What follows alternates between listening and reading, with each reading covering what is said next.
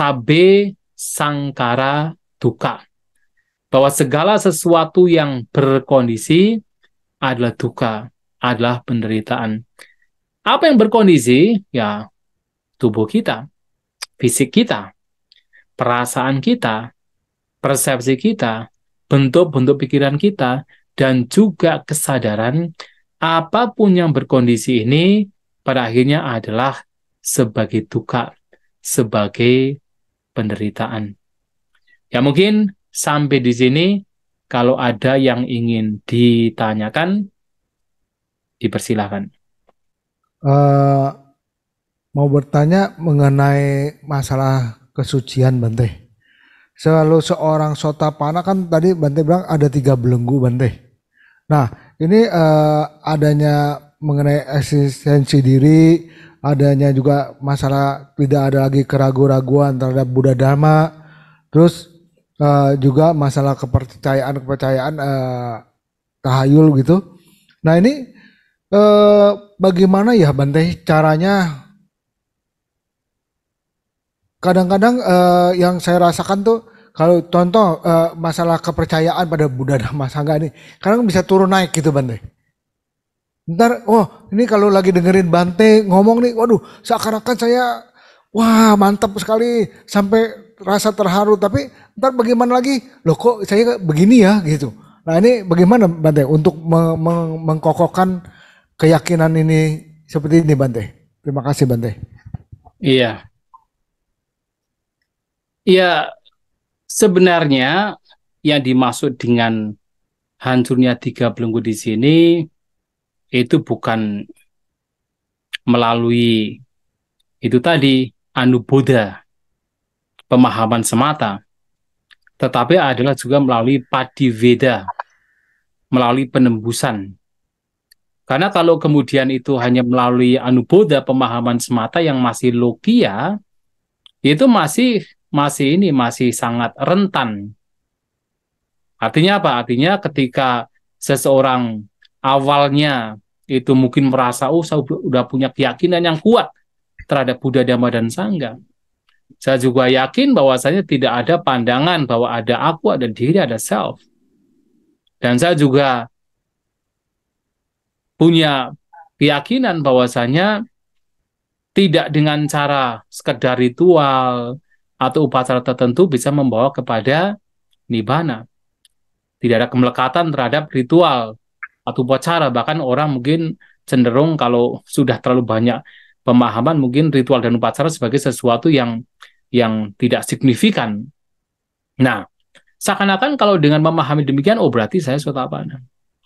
Makanya sering saya bertanya, kalau hanya tolok ukurnya itu adalah sekedar pemahaman, oh banyak umat Buddha kita sudah sotapanna. Kalau hanya sekedar pemahaman, karena apa? Karena kalau hanya sekedar pemahaman, ya kalau saya tanya misalnya apakah para awuso itu betul-betul punya keyakinan terhadap Buddha, Dhamma, dan Sangha, pasti yakin. Apakah kemudian masih punya keraguan terhadap Buddha, Dhamma, dan Sangha? Oh, saya nggak punya keraguan.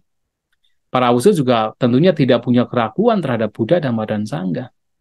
Terhadap Buddha yang telah dipelajari sedemikian rupa, siapa sang Buddha, perjalanan hidupnya, kemudian kualitas-kualitas beliau dengan pemahaman.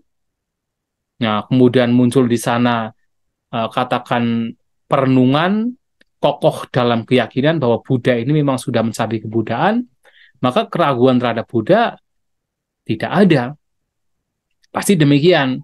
Demikian pula terhadap Dhamma, terhadap Sangha, atau orang-orang yang memang sudah katakan mencapai apa yang memang harus dicapai dengan praktek Dhamma. Tidak ada keraguan. Ya memang kalau tolak ukurnya sekedar begitu, artinya nggak ada keraguan. Vicikicca sepertinya lenyap. Kemudian juga kalau kemudian ditanya, apakah punya pandangan bahwasannya 5 gugusan ini adalah diri?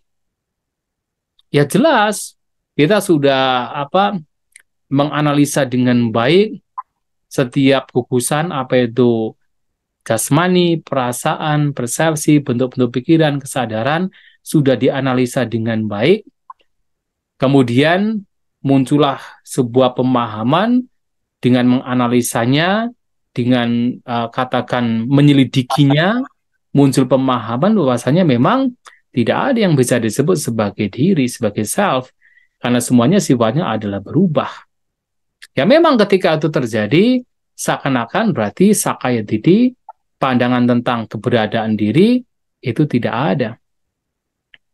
Dan juga orang yang memang sudah mulai mempraktikkan jalan mulia berunsur 8, mendapatkan keyakinan di sana, pentingnya pandangan benar, pentingnya pikiran benar, pentingnya faktor-faktor lainnya, maka kemudian tidak akan muncul pemikiran bahwa sekedar ritual, sekedar upacara, kemudian membawa kepada pembebasan. Maka tidak ada kemelekatan terhadap rites and ritual, yaitu ritual upacara, tidak ada kemelekatan di sana, apalagi punya pandangan ini membawa kepada pembebasan. Jelas tidak akan demikian. Kalau tolak ukurnya begitu, berarti belenggu yang ini sudah lenyap. Nah, tetapi harus diingat, ini masih dalam konteks pemahaman yang dianalisa oleh pikiran, oleh logika juga, atau yang tak kawacara. Tetapi untuk betul-betul padiveda penembusan itu tidak cukup hanya dengan pemahaman seperti ini. Tapi harus betul-betul mengalami maga dan pala, di mana betul-betul 3 belenggu itu betul-betul hancur. Nah, itu yang membedakan. Tapi tentu pemahaman seperti ini sangat baik, karena ini menjadi sebuah guidance. Walaupun dikatakan ini masih sebagai logia atau mandin, sebagai duniawi, itu masih sangat baik. Yang itu nanti menjadi sebuah guidance, menjadi sebuah panduan yang membawa kepada ya praktek sadari, dan akhirnya membawa kepada betul-betul padiveda penembusan. Nah, maka ketika itu masih mandin, ketika itu masih logia, masih sebenarnya sifatnya masih duniawi, ya ini masih bisa naik turun. Jadi sang weganya pun juga masih naik turun. Kadang-kadang muncul sang wega, kadang-kadang tidak. Nah, itu akan bisa terjadi demikian. Tapi kalau sudah betul-betul padiveda, sudah betul-betul penembusan, ya orang demikian dikatakan sebagai niyato sambodhi parayana. Sudah fix artinya sudah pasti akan mencapai sambodhi, pencerahan tertinggi, yaitu mencapai kesucian arahanta. Nah, demikian ya, Awuso. Ya. Bante. Nah, Silakan. ini yang mau ditanyakan lagi, maksudnya bagaimana caranya untuk bisa mendapatkan penembusan, paling tidak untuk sotapana lah gitu. Kan yang kalau kita lihat yang paling gampang itu istilahnya seakan-akan cuma 3 belenggu ini. Nah, ini cara untuk penembusannya ini seperti apa atau bagaimana caranya, Bante? Terima kasih. Ya, sebenarnya caranya sama. Apakah dia untuk mencapai sakadagami, anagami, arhanta, caranya sama seperti untuk mencapai sotapanna. Tidak lain adalah memperhatikan jalan mulia berunsur 8 itu sendiri. Dikembangkan sedemikian rupa untuk melenyapkan, menghancurkan 3 belenggu. Itu caranya, tidak berbeda. Nanti untuk mencapai sakadagami, anagami, dan arahat juga demikian. Caranya demikian. Tetapi tentu untuk bisa memperhatikan jalan mulia berunsur 8 juga tentu ada faktor-faktor lainnya juga. Makanya ada satu khutbah dari Sang Buddha. Ada 4 faktor yang bisa membawa kepada pencapaian sotapanna. Yang 4 faktor ini pun juga sebenarnya mengarah kepada kesucian lain juga. Yang pertama adalah seseorang harus suka berasosiasi dengan orang bijak. Orang bijak ini ya yang jelas Sang Buddha, para siswa Arya itu adalah orang bijak. Berasosiasi dengan mereka. Saddhamma, Sakpurisa, Sangsewo. Berasosiasi dengan Sakpurisa, orang yang baik, orang yang bijak, yang mengerti Dhamma. Apalagi mereka yang memang sudah Arya, sudah mulia, sudah mencapai kesucian. Ini yang pertama. Yang kedua adalah mendengarkan Saddhamma. Saddhamma sawanang, mendengarkan ajaran sejati. Apa itu ajaran sejati? 4 kebenaran mulia. Padicca Samuppada, Anicca Dukkha Anatta. Ya, kalau kita bicara meditasi ya samatha vipassana. Nah, mendengarkan ajaran sejati yang memang membawa kepada nantinya pembebasan. Nah, yang ketiga adalah memiliki yoniso manasikara, perhatian yang bijak, selalu mengarahkan batinnya untuk memperhatikan hal-hal yang bermanfaat, yang baik, yang membawa kepada pembebasan. Nah, bahkan di dalam yaitu Sabha Sawasutta, Sang Buddha menyampaikan ada 7 cara yang membawa kepada membawa kepada lenyapnya kotoran batin. Nah, 7 cara ini adalah yoniso manasikara. Yang mana cara pertama adalah dasana paha tabasawa. Ada kotoran-kotoran batin yang harus dilenyapkan dengan dasana. Dasana adalah melihat, adalah kebijaksanaan, adalah pandangan terang. Yang mana yang dimaksud dengan dasana di sini adalah selalu merenungkan 4 kebenaran mulia. Nah, merenungkan 4 kebenaran mulia itu adalah salah satu dari yoniso manasikara, perhatian bijak yang ketika itu dilakukan lagi dan lagi akan membawa kepada pencapaian sotapanna. Itu di dalam Sabha Sawasutta. Maka yoniso manasikara juga menjadi faktor yang harus dimiliki, perhatian yang bijak. Nah, selain yaitu 3 pertama tadi, juga yang keempat, yang tidak lain adalah dhammanudhamma. Artinya, dhammanudhamma pati-pati. Artinya, mempraktikkan kehidupan sesuai dengan dhamma. Dengan kata lain, praktik dhamma itu sendiri. 4 ini. Nah, yang menarik adalah 4 ini tidak bisa dipisahkan. Artinya, orang yang memiliki, katakan orang yang suka berasosiasi dengan orang yang baik, orang yang bijak, maka dia akan mendengarkan dhamma.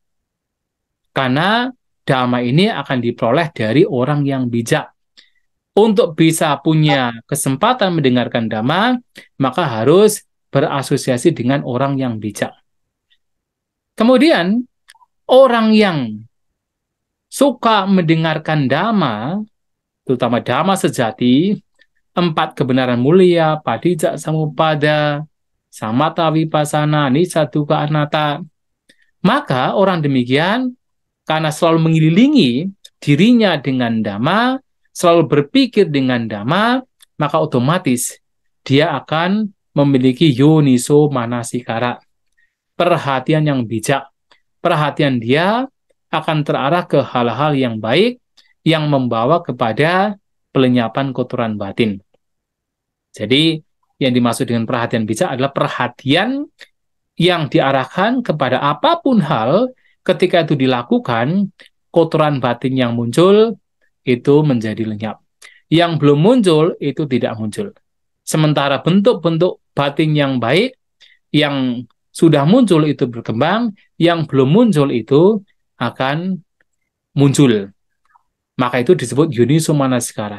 Itu terjadi kalau orang selalu mengelilingi dirinya dengan ajaran yang benar, ajaran yang sejati, saddhamma itu. Nah, orang yang punya perhatian yang bijak ini tentu secara otomatis dia adalah seorang praktisi dhamma. Dhammanudhamma pati-pati. Dia seorang praktisi yang hidup sesuai dengan dhamma. Nah, 4 ini ketika dilakukan, dikembangkan, akan mengarah kepada pencapaian sotapanna. Nah, apa itu sotapanna? Sotapanna itu tidak lain adalah dari kata soto apano. Bukan soto makanan ya. Soto itu artinya arus. Apano adalah yang telah masuk ke dalam arus. Jadi sotapanna adalah orang yang telah masuk ke dalam arus. Maka diterjemahkan sebagai pemasuk arus. Apa itu arus? Arus di sini tidak lain adalah jalan mulia berunsur 8.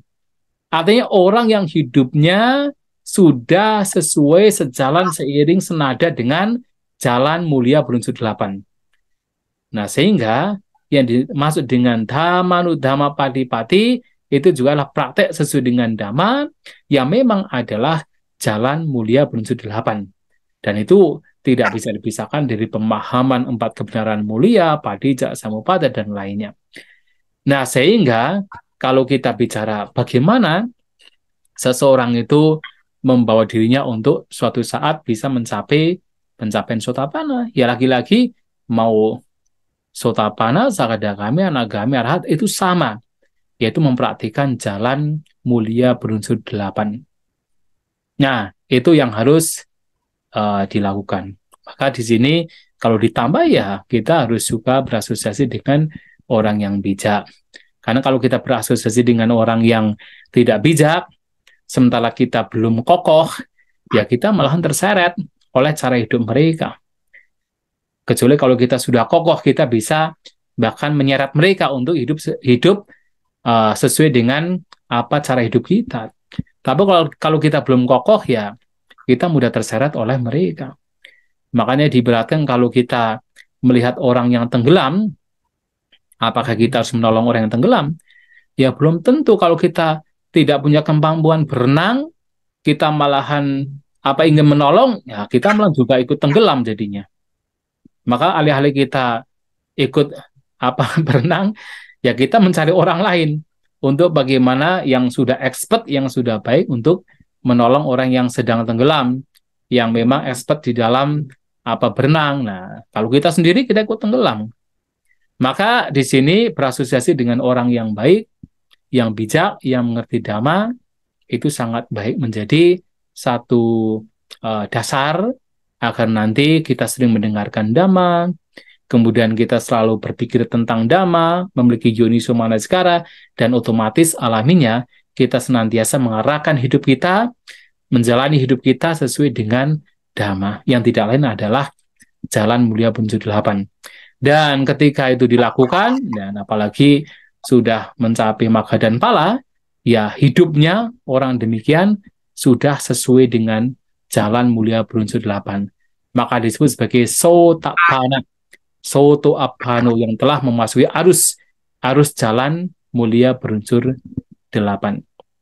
Ya, saya kira demikian ya, Awuso. Mungkin kalau ada satu pertanyaan lagi dipersilahkan. Kita tinggal 4 menit lagi kalau memang masih ada. Ya. Maaf Bante, ya. Ini masih penasaran gini Bante. Ya. Ini kalau tadi Bante bilang kita harus bersosialisasi dengan orang yang bijak. Nah, berapa sering Bante? Masalahnya kalau saya sendiri merasa sekarang dengarkan Bante aja ini karena ada kelas Bante. Bagaimana bisa sering bisa dengarkan, bisa bersosialisasi sama Bante istilahnya. Ya, sedangkan ini kelas kan cuma 4 kali kayaknya 4 sebulan ini. Terima kasih Bante. Ya, berasosiasi paling tidak kan, ya kalau memang kita bisa sesering mungkin, bagus sekali, sesering mungkin.